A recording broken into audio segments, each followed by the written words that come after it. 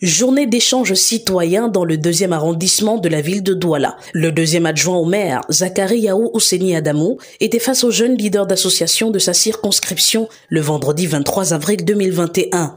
Face au maire, les jeunes ont posé des problèmes qu'ils rencontrent dans leur municipalité. Depuis le mois de novembre, Un Monde à venir, dans le cadre du projet Programme d'encadrement des jeunes à la démocratie, a mis sur pied un dispositif que nous avons appelé cellule de veille.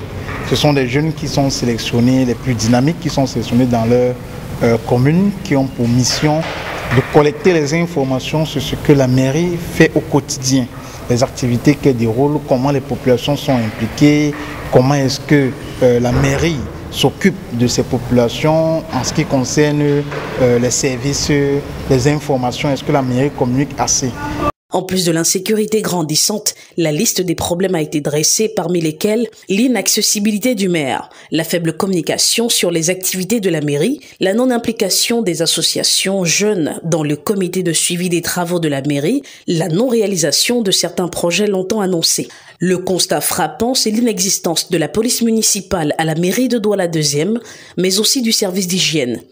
Un sentiment de fierté, parce que c'est pas tous les jours que l'on se rencontre ainsi avec les jeunes. Nous avons 2 projets clés actuellement qui sont en pleine réalisation.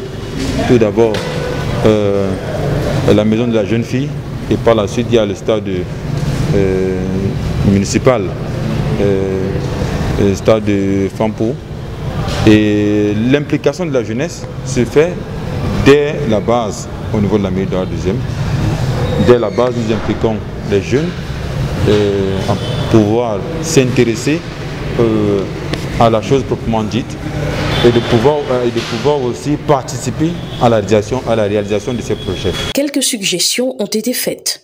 Nous avons sollicité comme autre recommandation la présence effective de Madame le maire auprès de ces populations, voyez-vous, parce que elle a été votée par ces populations qui à un certain moment ne la sentent pas, que ce soit sur le terrain ou bien auprès de ces populations en elles-mêmes. Donc nous avons sollicité sa présence parce que nous avons vu que comme conséquence, ces populations sont assez lésées. Ces populations ont des difficultés qui, selon eux, ne sont pas remontées jusqu'à leur niveau, raison pour laquelle nous avons des activités qui sont nues, qui sont sans solution. Le projet porté par l'ONG Un Monde à venir répond à l'article 11 de la Charte africaine de la jeunesse qui stipule que les États doivent favoriser l'implication des jeunes dans le processus de prise de décision.